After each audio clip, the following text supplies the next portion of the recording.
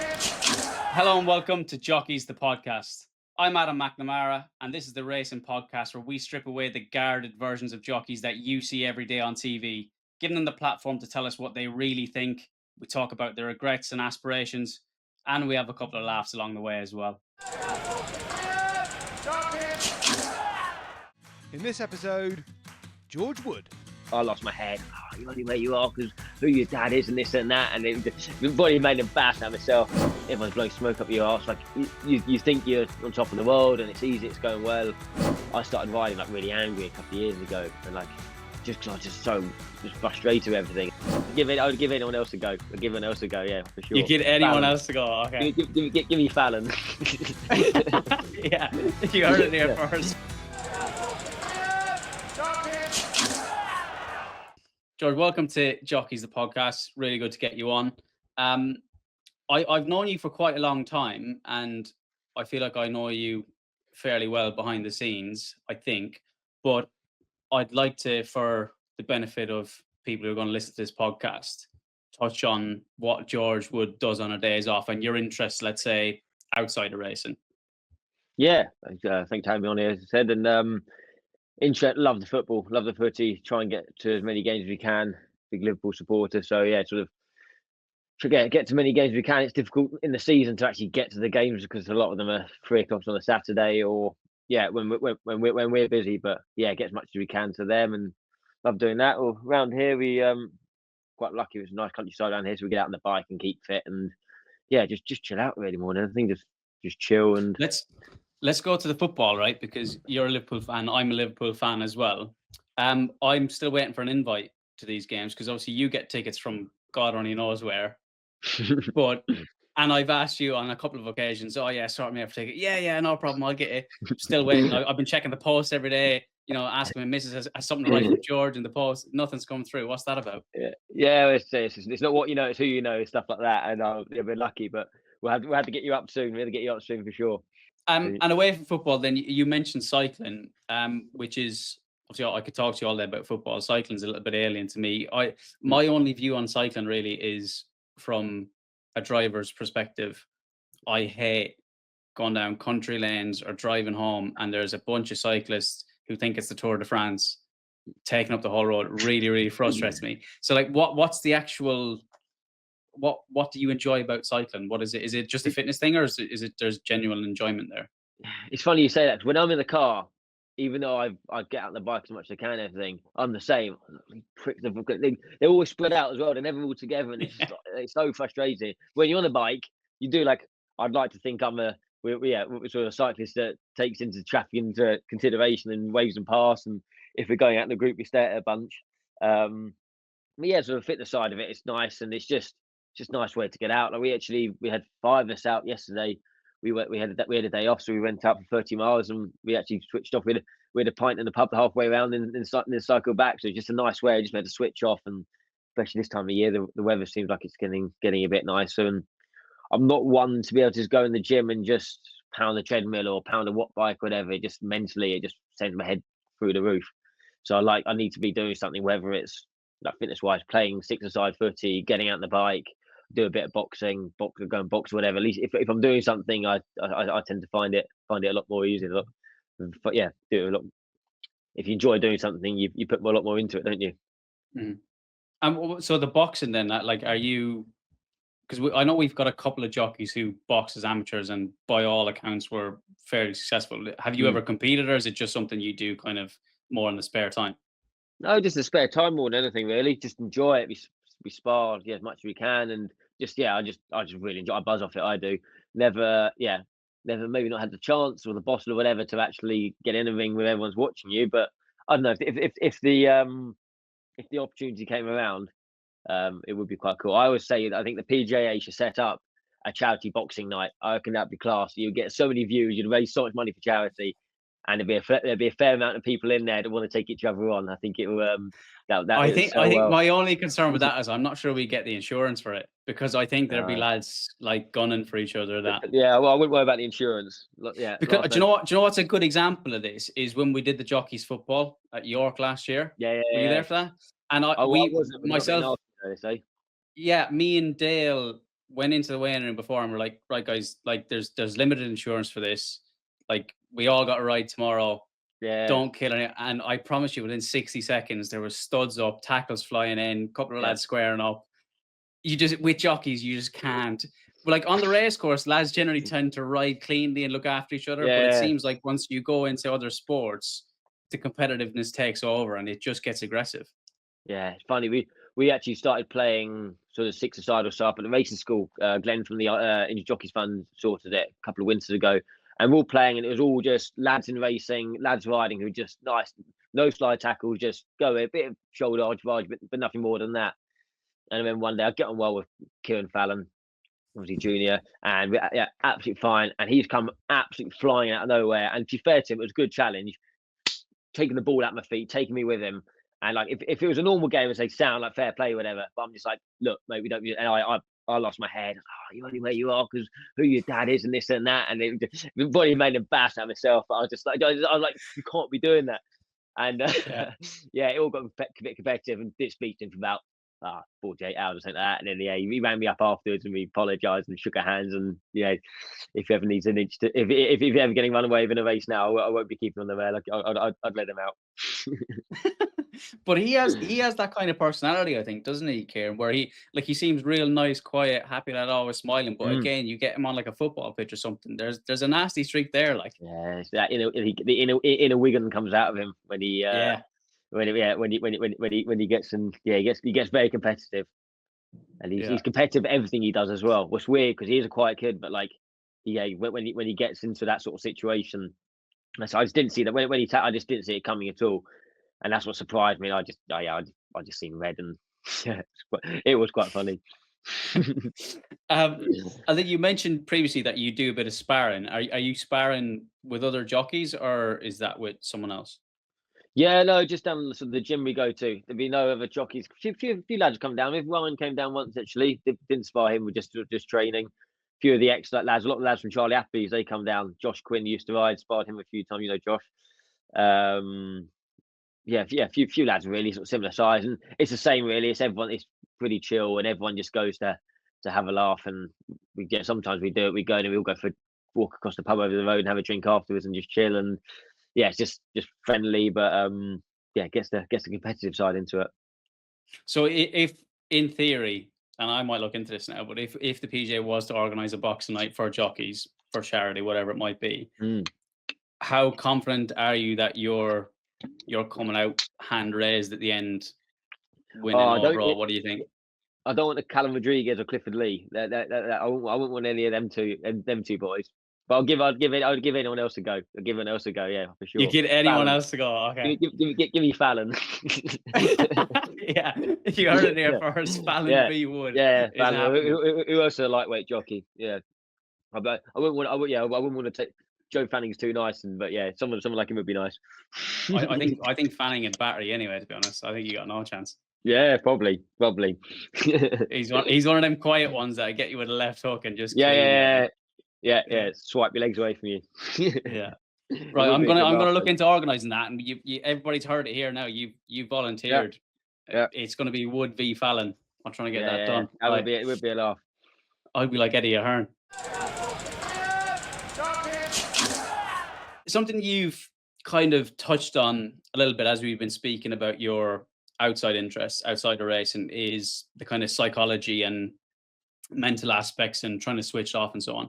So obviously me and you started our careers as apprentices in the UK around about roughly the same time. I think it was like 2015, 2016, thereabouts.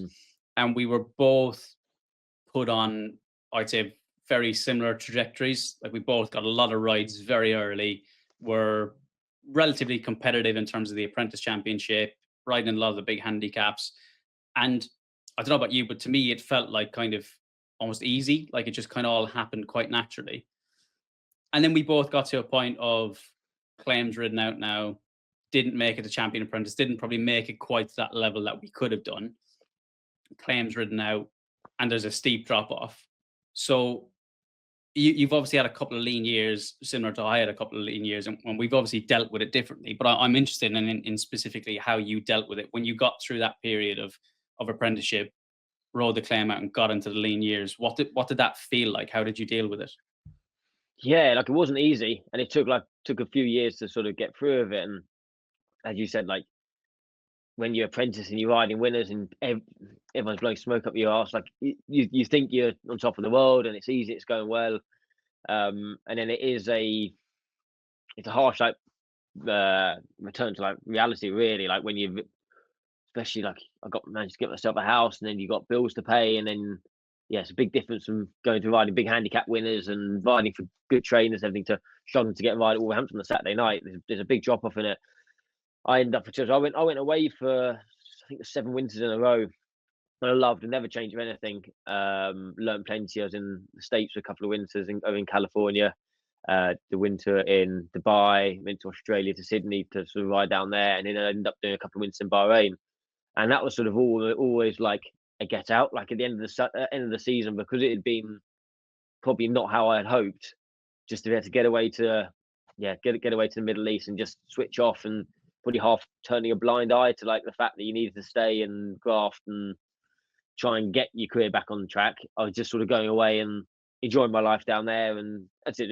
I wouldn't change anything because I had a great time. I learned so much now. My riding wouldn't be where it is now if I hadn't been to all those places. But it is hard.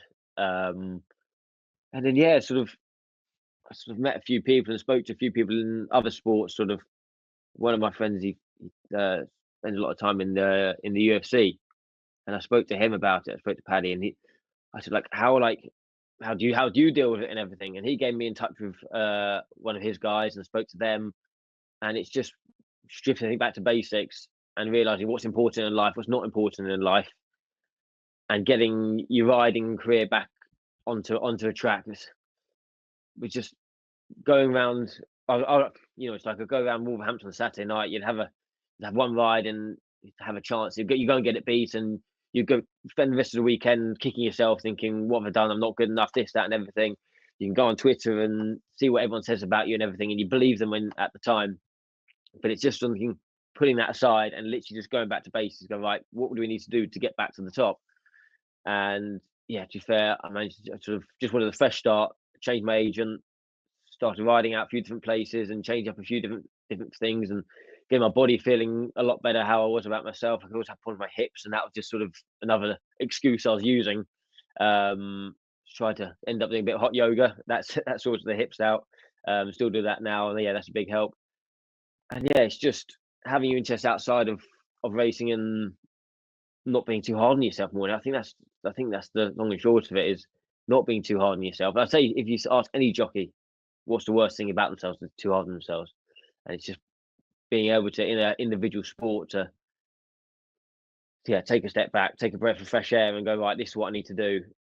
It's not as important as I thought it was. And then you ride with a lot clearer mind. And then you start riding a few winners, the winners come, you start riding with a lot more confidence. And they say the same as any sport. So ask any jockey, you're riding at your best when you're riding your confidence. And after you get your confidence back up and everything, your riding just keeps improving and improving and improving. And it does seem easy again. Like you said, like when we were had that couple of years of winners of big handicaps and everything, it was easy because you just turn up and you ride with so much confidence. It just happened. So no. But I think isn't the difficulty, or at least it was for me, and I'd assume it's similar for you. I think, say for someone who doesn't understand the system, so someone who's a new racing fan, who's just watching racing for the last couple of weeks or months, whatever it might be, and they sort of see the apprentice system and the claim system and trying to work out. I think that the contrast and the difficulty for me is, like, you and I, on reflection now, would look back at how we rode as 5 and 7 pound claimers when we were getting a ton of rides and riding winners, and would look back at it and go, I actually wasn't riding that well. Like, I was probably on the better horses. I was taking weight off their backs, therefore they were winning. You get to your 3 and you kind of ride out your claim, and you turn to a pro, and you're riding better than you were at 7 and 5. And you're fully established as a professional, and you've got the record to show, I've ridden 95 winners now. Here's the big handicaps I've won. And in theory, I think anybody else looking in would go, that's when it gets easier. Because you've established, like, you're out of the academy now. You're in the first team. You should be. And that's the kind of trajectory other sports people seem to follow. But in racing, it's a contrast, because you get there when your confidence should be at the highest, and it gets harder and less people want to use you, even though you're riding better, you're less fashionable. And I think it's nearly impossible not to let that seep into the back of your brain and dent your confidence, because it doesn't make sense. 100%. So like everyone's confidence is confidence is the biggest thing, and it really is. And as I said, it took me ages to get my head around it and just get your confidence back up. And it took me a good 2 or 3 years, and just even the start of last year was like I banged my head against the wall, and you know what it's like. You do start like I've had times you think, right, this isn't going to work out. What you're going to do, and then it's just all you ever wanted is just sort of falling away in front of you, and it's just a downward spiral from there. But yeah, once you do start riding a few winners and you get the opportunities, it's getting yourself into the right place. And I was lucky halfway through last year, sort of started riding a bit for Richard Spencer and Phil Cunningham, and ended up on a nice horse there, Candy, who ended up winning the race at Redcar, the 2-year-old trophy. And that's all you need. Like you had a few winners on him, and then people start looking up. Oh, you're riding well at the moment. It's like have not really been riding much differently for the last 3 or 4 years, but just people just then your confidence is up, and then you yeah, I'm riding well, and then you go racing and you start riding a few more winners, and before you know it, your confidence is back up, and I was actually sort of trying to work at the moment in just keeping it there. Do you know what I mean? And not like if you do have a bad few weeks, instead of just being able to plummet right down again, just be able to leave it at a nice, keep your confidence up and keep riding the way you are.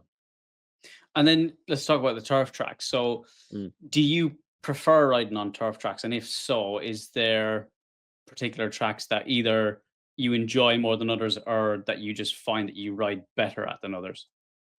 Yeah, I think you've asked any 90% or 99% of jockeys would prefer riding on the turf tracks. And you've got the obvious ones, there's Ascots, Newberries, Yorks. Those are the tracks that are just lovely to ride because the ground's always so nice big galloping tracks, flat enough as well. So Ascot's got a little stiff finish and a sort of downhill down the back straight. But apart from that, they're pretty simple to ride as such, and good horses it's nice to run the good horses there, and that's when you get the good racing and the better opportunities. Newmarket's been great for me though, and it's only just down the road, what's even handier. Takes a bit of riding as well. It's not always easy as tracks to ride. A lot of people don't like it. A lot of horses don't like it, but I seem to. I've had a couple of my sort of bigger winners down here, and it's been lucky to me. So I think Newmarket would probably be my go-to. And what is it about Newmarket that you think you manage maybe better than other tracks? Is there I don't want you to give away trade secrets and stuff, but is there a specific thing about Newmarket that you think I've got this sussed out? Because I always remember Richard Kingscott's got a really good record at Haydock, and I always watched him at Haydock to try and figure out what he was doing, but could never figure it out. And I actually asked him one day, I think I was claiming 5, and I went up to him and I was like, "Oh, like I'm riding a favourite. What, how do I?"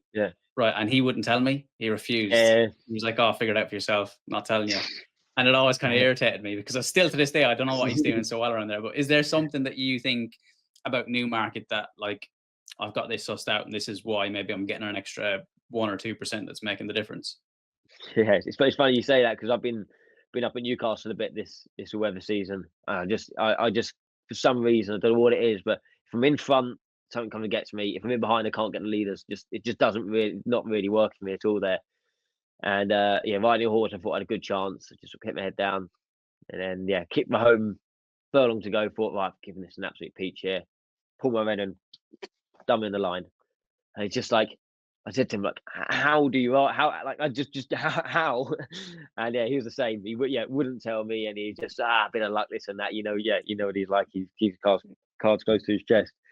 But going to Newmarket, I feel like something I would be good at is just giving a horse time to get their feet before you really go for them. I think it's quite important because of the dip at Newmarket. I think people don't realise how stiff the last furlong is, especially sort of both courses.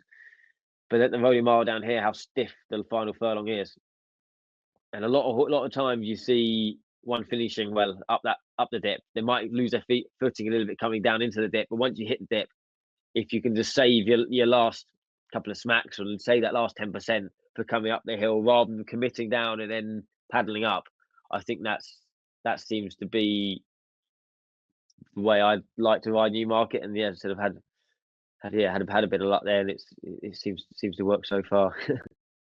So if anybody's listening, George Wood is available for the Guineas. He's got Newmarket sussed. Get him Yeah, on board. exactly. Get Adam McNamara. He's giving me my number, my email. So yeah, get in touch. Yeah.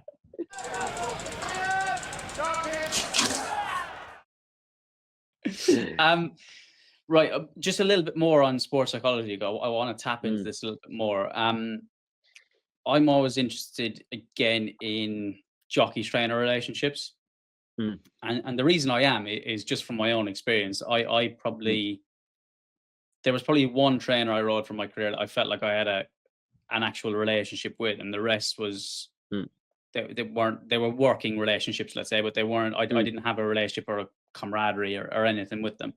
And I feel like that's probably true for a lot of jockeys. There's a lot of jockeys who ride and might ride very successfully for trainers and for a long period of time, but wouldn't have much of a friendship or relationship with them. Do you feel like you struggle with trainer jockey relationships? Is it something you feel like you manage quite well? And is there specific trainers that you think I'm not asking you to name anyone, but is there specific trainers that you think do it less well than others when it comes to maximizing what they can get from their jockeys?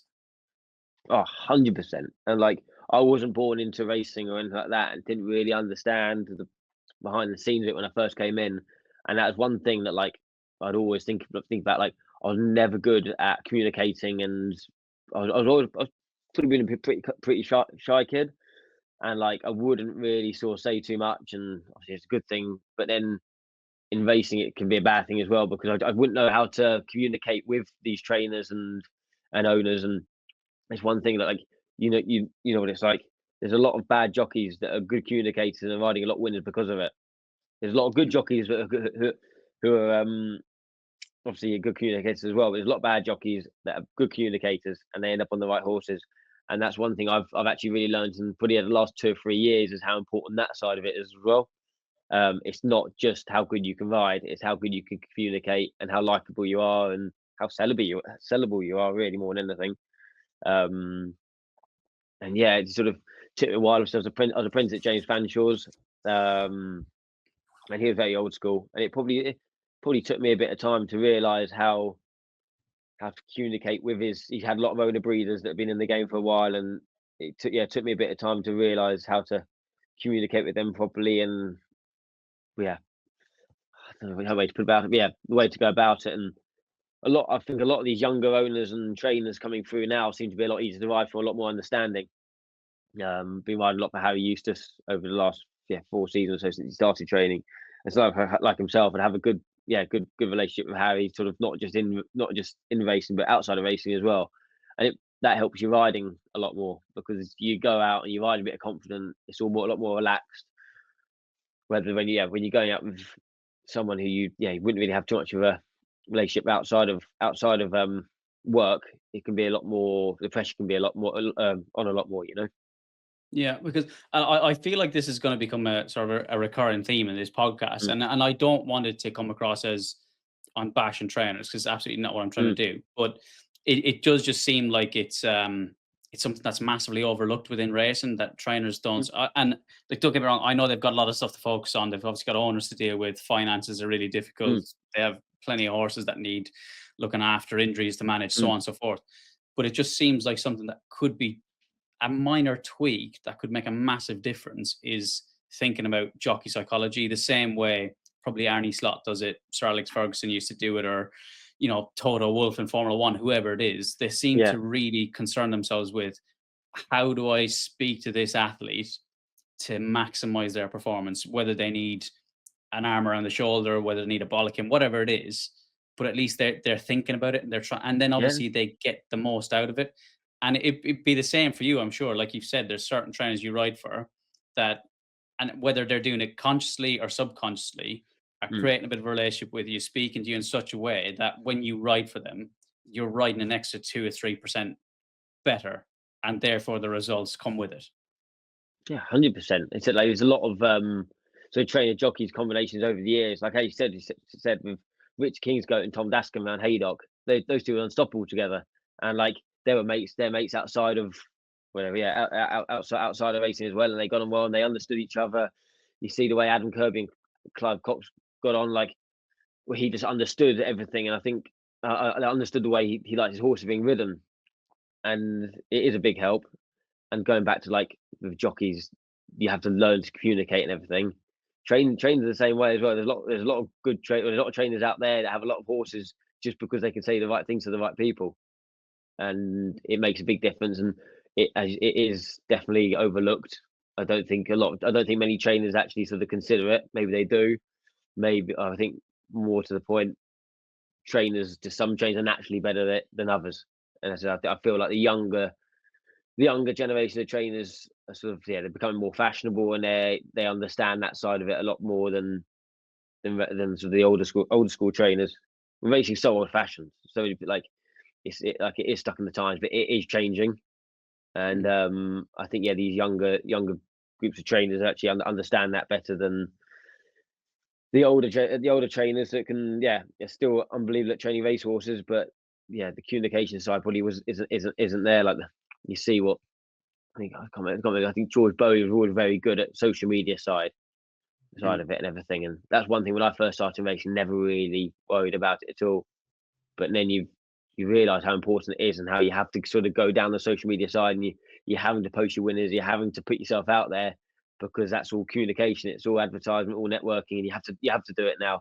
A lot of lads who don't put themselves out there, they don't get the opportunities, and as such, because people don't see them. The amount of times you have owners and trainers sort of mess you after you ride a winner for someone else, whereas before you wouldn't speak to them because you never get the chance to. So I think that side of it, the social media side, can be important as well. So talking about communication, social media, I think something I'm really interested in, again, because just generally through my own experience was, and I think Eula had this because we were the same generation, and we were probably part of the generation where it's kind of transitioned from old school to sort of newer school and social media. I always felt like when I was riding, partly because I was shy and similar to you, but didn't know how to communicate, but I felt like I had to play a part of Adam the jockey. So I sort of put on a persona when I was speaking to trainers and owners, had a different kind of accent almost, and sort of had a set of phrases and words that I'd use that I think they would want to hear. And I've generally found it difficult to be like quite authentic and be myself. And I think that touches into social media as well, because if you're not being authentic on social media, people don't buy it. Like it's difficult to not be transparent on social media. Like people just figure you out very, very quickly. So is that something that you struggle with racing being so kind of old fashioned, but the fact that it's changing, is it something you struggle with? Do you find it difficult to be authentically George Wood, either with trainers or on social media, or is it something that you think is becoming maybe a little bit easier? It's definitely becoming a bit easier, but I never, like back when I was apprentice, would never have let anyone see you got George with the jockey, you got your private life. You'd always try and keep a wraps on that, and so would never really sort of be on social media too much. I think jockeys wise, the first person, and everyone thought he was an idiot when he started doing it, was Tom Marquand.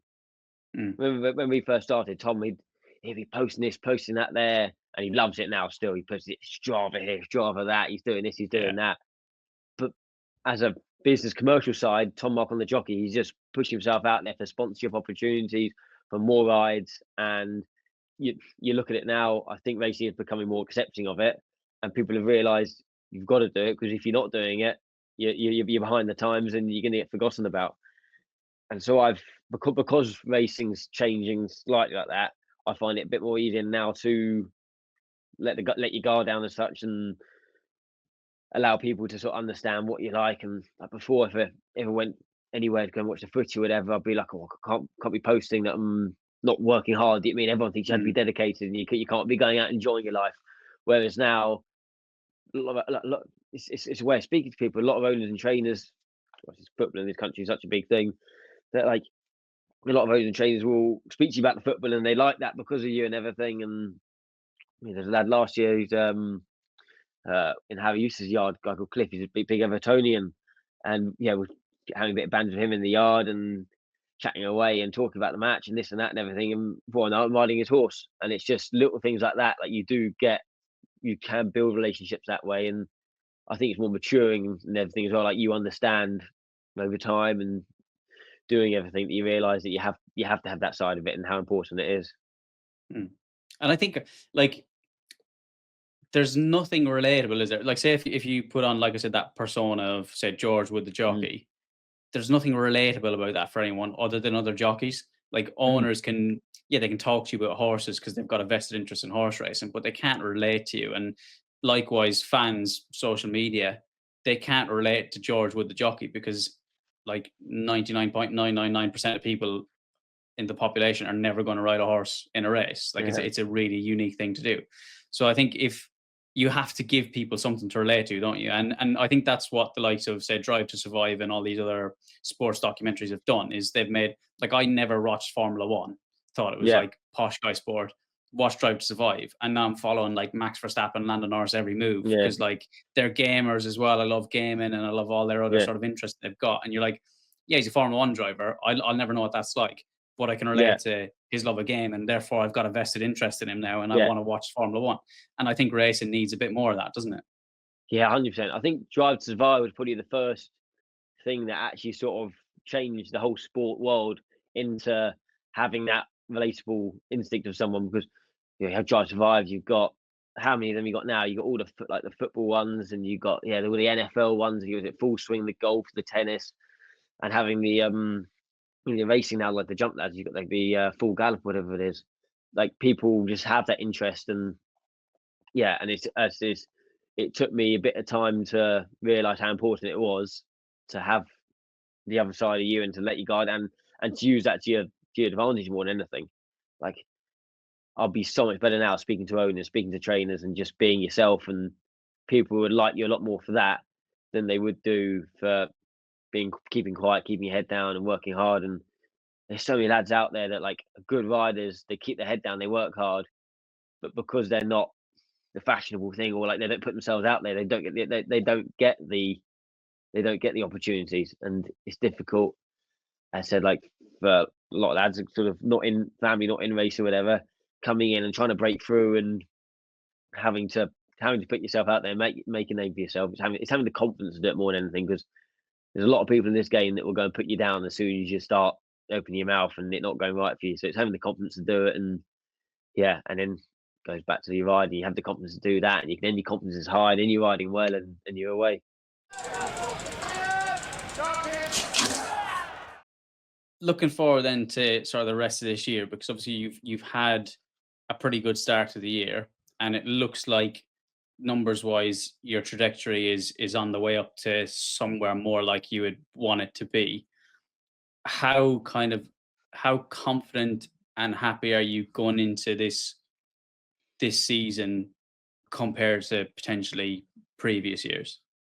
I mate, like, honestly, like this season, the first season that, like, this time of year, like beginning of April, that I'm like, right, I'm gonna get stuck into this now. Do you know what I mean? Like, before, it's like, right, here we go, slog again, and you're going for one ride up to first on a Saturday, and here and there, and hopefully you might have a good one. And how many times you get disappointed? Like, a good 2 year come along, you think, right, this is gonna be the one, and then something goes wrong, or it's not as good as you thought it would be, and or you get jocked off, or you've either 2 year out in the morning. This goes well. I was actually me and was running how I used to this morning. Me and Pierre Luigi Man were saying we rode a few 2 years up there.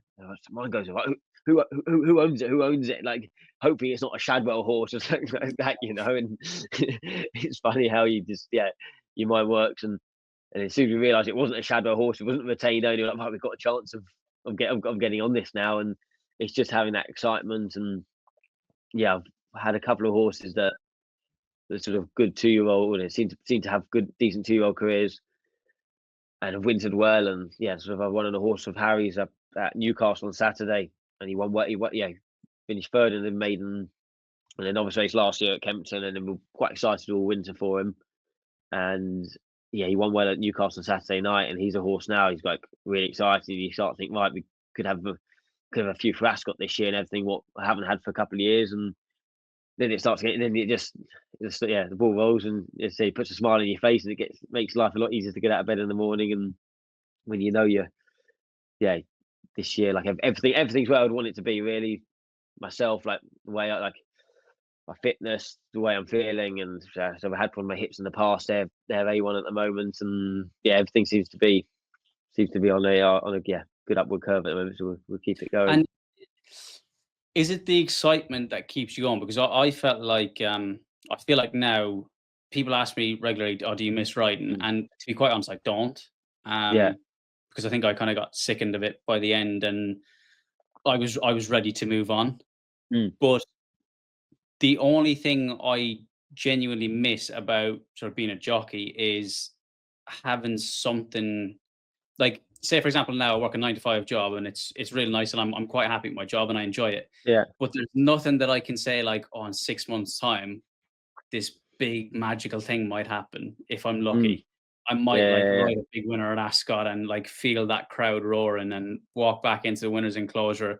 Like there's no magical star down the road that I can kind of latch onto. And I think you only get that probably by being a sports person and more particularly a jockey because it's kind of, I don't want to say it's random, but they're few and far between those magical Yeah. moments. But when they happen, obviously they're incredible. So is Yeah. that kind of what sustained you through the sort of darker, tougher periods that just keeps you going and gets you there now? Yeah. Like I said, like we were lucky to have a couple of big handicap winners, a couple of listed winners and everything. And you get a taste of it and you think, right, this is what you want. And it is fucking difficult when you go through 3 or 4 years and you're not getting that and you're not getting the buzz. There's been a number of times you think, oh, it's just easier to give up and get a 9 to 5 job and just stay there. And like yourself, like you mean like you're not saying you should have you shouldn't have stopped because you have a good job now and you're enjoying your life and you're happy. And that's one thing. Go back to the psychology side of it. It's like as long as you're happy, if you're happy in life, you're winning in life. Do you know what I mean? And that's one thing I've really sort of learned and had a lot of people sort of tell me. And for good 2 or 3 years, probably just wasn't enjoying the racing at all. Like because I knew what I'd felt and achieved, and I felt like I probably should be there rather than maybe didn't think I should have. I felt like I should be there, and I wasn't. And I wasn't doing anything about it, and it was just like, oh, it's not going to work, this, that, and everything. Just half easy to drag your feet and not actually do something about it. But as I said, changed my agent, changed up a few bits and pieces, and then now you're back. Oh yeah, but we're back on an upward curve, and you're having that excitement again, and you're like, I love being a jockey again. Do you know what I mean? It's just like, yeah, it's great. Like, obviously, you have your bad days. Going to Newcastle for in the, late at night, and the slog of winter racing isn't ideal, but it's exciting this time of year, and you sort of, this is the first year I've got the buzz back, and you are looking forward to it, and it makes you feel how lucky you are to be in this position. A lot of people would absolutely snap your hand off when you're a 16-year-old kid, and I come and ride out this morning, sit on a couple of nice 2-year-olds, have a look back on a couple of winners last week, go, oh, they could be all right for this year. You snap your hand off it for anyone, but like it's just keeping that mindset of realizing how lucky you are, and having the fire going in your belly again rather than letting it die. And then it's being a journeyman jockey or just going like isn't a good place for anyone. And not many people know what it's like, but the lads that have been there, we wouldn't wish it upon anyone really. It's an exciting year ahead. Final thing I wanted to ask you, again, it's going to be a recurring theme. I want to ask you about your love life. How's that going? Yeah, all good. I'm taken. No, it's I'm single for a while. There's going to be some amount of ladies on here are going to be so disappointed. I don't know about that. I think they'll be after you. But no, it's all good. And to be fair, that's probably sort of been with Darcy for 18 months now. So, and that's probably been a big help as well because it's sort of when you're in a relationship, it chills out your life quite a lot. Well, it's meant to anyway. But no, she's a good girl, and she everything just seems a bit easier. It's nice coming home and have a bit of dinner on the table or whatever, rather than thinking, right, well, let's go out and then we'll do this and do that. Do you know what I mean? It's sort of maybe more than anything, grown up slightly. Yeah, about time. Does it present its own challenges, say, being a jockey in a relationship? Because obviously you've got all those hours on the road, weight making, all those different things. Like I know well when I was in relationships when I was a jockey, they didn't really go well because I'd have been either starving in the car for long hours, up early, riding out, whatever it might have been. I just generally wouldn't have been a nice person to be around. But Mm. do you think that adds an extra layer of difficulty to relationships, which are already sort of difficult enough by nature? Oh, 100%. So I was seeing a girl a good few years ago, and she wasn't in racing at all. And I remember she said to me, like middle of May, she said, "Oh, what are you up to in 28th of June?" Like it's, I don't know. I'll be hopefully be riding somewhere, but yeah, hopefully be riding. I'm not too sure yet. Where's that? So I've got my grandparents' wedding anniversary. Mum's doing a big thing in the garden. We'll go down to it. I was like, well, yeah. Well, if I'm not riding, we'll be there. But yeah, if not, be there after racing. We'll have to see. She said, "Oh, you're self-employed. Can you not just say you're not working?" And it's just like they're just the people outside of racing just don't realise that you can't do that. You can't let down the people you're that you're putting you up on a daily basis and everything. You can't just leave it. But I'm very fortunate now that my girlfriend, her father actually drove Frankie for 20 years old or so. So he'd been in the loop, knows the racing, and so she's not in racing. What's nice, but she understands. Like last Saturday, I had to go to Newcastle on a Saturday night and not spend it with her anyway. And she's pretty good. But I can understand why some girls do find it difficult to realise why we're. It's also when we're sweating as well. Not a good person to be around when you have to lose a few pounds. And I'd say 90% of our arguments has come when I'm either in the bath, out the bath, or few pounds lighter than I should be really. Isn't it amazing how like a couple of pounds of weight, particularly water weight, if it's through dehydration, like sweating in the bath or whatever, how it changes it changes your whole personality. And obviously, I think it affects different people differently, because I've seen some jockeys who go in and take off a bunch of weight and they're just absolutely fine, maybe a bit tired, but mentally seem fine. I know well, if I was taking off anything more than a pound, I was going to be not a nice person to be around, and it changed me as a person. Yeah, it is. And like, you know how I feel about the sort of situation and everything. I've been on to your tail about it for the last few years, whatever. But now we're having to sweat at home and then go racing, and it's just bringing everything back to home. And if you've got light the next day, not being able to go out for dinner, and then your girlfriend's giving you, "Oh, why can't we go? Still be fine. Do this, do that," and then you end up sweating a few pounds. And I'm not a good person to be around after you had the sweat. And it's a lot of people just don't understand it because they've never been in the situation. Like a lot, that's my pet peeve. Like you be out for a bit of dinner or whatever, and someone will come up to you, "Oh, you haven't got light tomorrow," and then, especially in Newmarket, everyone knows everyone. It's just, "Oh, just leave me alone." And like, because then you start thinking about when you do have light, and then you always checking race admin, right? What weight have I got? What weight have I got? And it's difficult. I always remember. My parents, when they used to live back in Ireland, I'd fly home for Christmas, and they'd say, because my family generally, we just take the piss out of each other a lot. So I'd go home, and Christmas be kind of like the one time a year, but like I'm gonna let loose because like good Christmas dinner and sweets and whatever and chocolates, and I get stuck in and be like, "Oh, I thought you were meant to be a jockey," like taking the piss. And I had to say to them before I came home, because they'd done it like 2 or 3 years, not like intentionally to really upset me, but just like to have a joke. I had to say to him before I was coming home for Christmas one year, like, right, I don't want to hear it, because I can't. I start feeling guilty. I start panicking. I can't actually enjoy Christmas because I'm having like a bit of turkey and potatoes, and you're going, "Oh, I'm meant to be a jockey," and then I'm like, I'm in my own head then. And they were like, "I'm so sorry. I never even realized it. We were just taking the piss. Wouldn't have crossed my mind." But again, it's just like, if you haven't been there, it's really difficult to understand, isn't it? Oh, it is. Like there wouldn't be many people at all that like actually understand what it's like weight making sport. You got us, boxing, fighting, everything, and that's literally it. Really, I've made the Formula One, but like it's people don't understand how hard it can be, and like how much of a toll it can take, and not just us as a family and friends and stuff like that. But it's a pet peeve, and like you have to be able to. It's going back to switching off from racing. You have to be able to go home for Christmas and have a Christmas dinner and have a drink and just chill. You have to have that side, because you don't, you'll send yourself off the rails. I think a lot of people do go off the rails because of it. I started riding like really angry a couple of years ago, and like just because I was just so frustrated with everything, and I spoke to psychology and everything, psychiatrist and everything, and telling you to like, right, just chill and like focus on the things that are important, and don't worry about what people are saying to you about your weight and this and that and everything. And yeah, it's managing all of that. Right, there's a lot to manage, isn't there?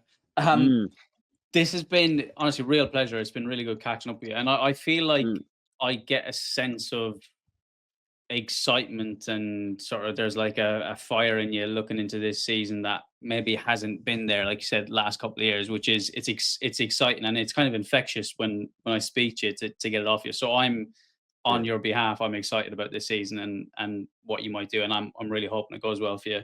But like I said, it's been an absolute pleasure having you on, and I'll be No. watching you with interest this year, and I'm sure you'll be on the end of the phone having a whinge at a couple of things as well at some stage. Oh, 100%. Yeah. Give me half an hour, I'll be there. Perfect. Thanks, George. Top man. Cheers, Adam. Appreciate it, mate.